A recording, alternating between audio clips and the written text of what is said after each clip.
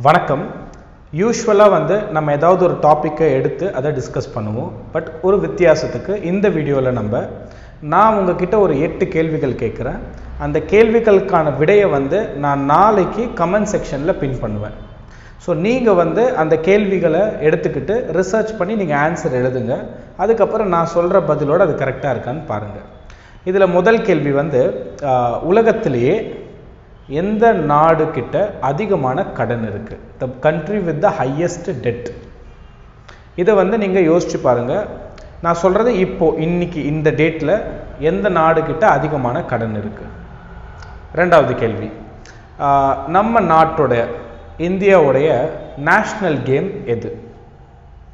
நிறைய பேருக்கு இது தெரிஞ்சிருக்கும்னு நினைக்கிறேன். பட் நீங்கள் எழுதுங்க, அதில் ஒரு சர்ப்ரைஸ் இருக்கு. இந்தியாவுடைய நேஷனல் கேம் என்னது? இது ரெண்டாவது கேள்வி. மூணாவது கேள்வி இந்தியாவிலேயே நமக்கு 28 ஸ்டேட்ஸ் இருக்கு. இந்த 28 ஸ்டேட்ஸில் எந்த ஸ்டேட்டில் அதிகமான கம்பெனிஸ் இருக்கு? நான் எந்த இடத்துல நிறைய கம்பெனிஸ் இருக்குன்றது எதை மீன் பண்ணுறேன்னா, number of companies based on the quantity. So எந்த ஸ்டேட் அந்த 28 மாநிலங்களில் எதில் அதிகமாக இருக்குன்னு நீங்கள் சொல்லுங்கள். இது மூன்றாவது கேள்வி.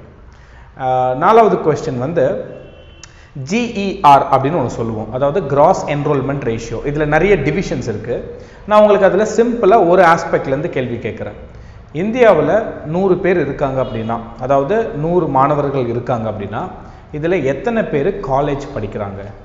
அது இந்தியாவுடைய ஆவரேஜ் என்னது? 100 பேர், அதாவது 18 வயசு முடிச்சுட்டாங்க, 12th எல்லாம் முடிச்சாச்சு, 17 வயசுன்னு வச்சுக்கோங்க. இப்போது எத்தனை பேர் இதில் காலேஜுக்கு போவாங்க? அந்த சதவீதத்தை நீங்கள் சொல்லுங்கள். இதை நம்ம GER ஃபார் ஹையர் எஜுகேஷன் அப்படின்னு சொல்லுவோம். ஸோ இந்த நம்பர்ஸை நீங்கள் எழுதி வச்சுக்கோங்க, ஒரு எஸ்டிமேஷன் போடுங்க. அதுக்கப்புறம் நம்ம நாளைக்கு ஆன்சர் கொடுக்கும்பொழுது அதை நீங்கள் செக் பண்ணுங்கள். உங்களுக்கு தேவைப்பட்டதுன்னா கூகுள் கூட பண்ணிக்கோங்க. பட் என்னுடைய ஹம்பிள் ரெக்வஸ்ட் கூகுள் பார்க்க வேண்டாம். நாளைக்கு நான் ஆன்சரை ரிவீல் பண்ணதுக்கப்புறம் நீங்கள் அதை பார்க்கலாம். ஓகேங்களா? அடுத்து 5வது கொஸ்டின் கொஞ்சம் இன்ட்ரெஸ்டிங்கான கொஸ்டினும் கூட. இந்தியாவிலே எந்த ஸ்டேட்டு அதிகமாக எலக்ட்ரிசிட்டி கன்சியூம் பண்ணுது, கரண்ட் நிறைய கன்சியூம் பண்ணுது? இந்த டேட்டா நான் பார்க்கும்போது ஒரு இன்ட்ரெஸ்டிங் ஃபேக்ட் என்னென்னா, கிட்டத்தட்ட 2 வருஷமாக இந்த ஸ்டேட் தான் லீடிங்கில் இருக்குது. நிறைய கரண்ட் கன்சியூம் பண்ணுறாங்க. ஒரு குறிப்பிட்ட மாதம், கரெக்டாக சொல்லணும்னா அக்டோபர் மாதம் கடந்த வருஷம் ஒட்டுமொத்த இந்தியாவுடைய கரண்ட் ரெக்வயர்மெண்ட்ஸில் 23% இந்த ஒரு ஸ்டேட்டே இருந்தது. அது என்ன ஸ்டேட் அப்படின்னு நீங்கள் கெஸ் பண்ணுங்கள். 6வது கேள்வி இதை ரெண்டாக பிரிச்சுக்கோங்க.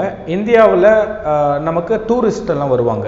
டொமஸ்டிக் டூரிஸ்ட் இருப்பாங்க, ஃபாரின் டூரிஸ்ட் இருப்பாங்க. ஸோ கடந்த வருஷம் இந்தியாவில் எந்த ஸ்டேட்டில் அதிகமாக ஃபாரின் டூரிஸ்ட் வந்தாங்க?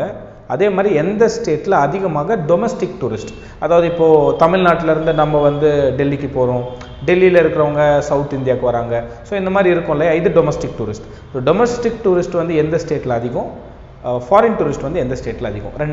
இந்த கடந்த வருஷத்துக்கான டேட்டா. இதை நீங்கள் கெஸ் பண்ணுங்கள். 7வது கேள்வி ரொம்ப இன்ட்ரெஸ்டிங்கான கொஸ்டினும் கூட. சூரியனோட கலர் என்ன? ஏன்னா சூரியன் கலர் ஒரு நேரத்துக்கும் நமக்கு மாறுற மாதிரி தெரியும், because of the atmosphere change. நான் கேட்குறது சூரியனோட ஒரிஜினல் கலர் என்ன அப்படின்றத நீங்கள் கெஸ் பண்ணுங்கள். இது 7வது கேள்வியாக நான் உங்களுக்கு வைக்கிறேன்.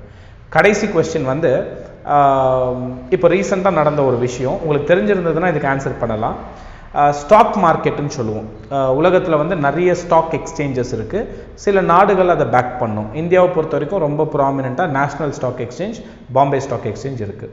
ஸோ இந்தியாவுடைய ரேங்கிங் உலக வரிசையில் எத்தனாவது?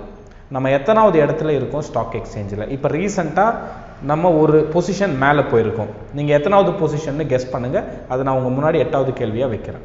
ஸோ இது எல்லாத்துக்கான விடையை நான் நாளைக்கு வீடியோ அப்லோட் பண்ணி வித்தின் 24 hours நான் கமெண்ட் செக்ஷனில் அந்த ஆன்சர் கொடுக்குறேன்.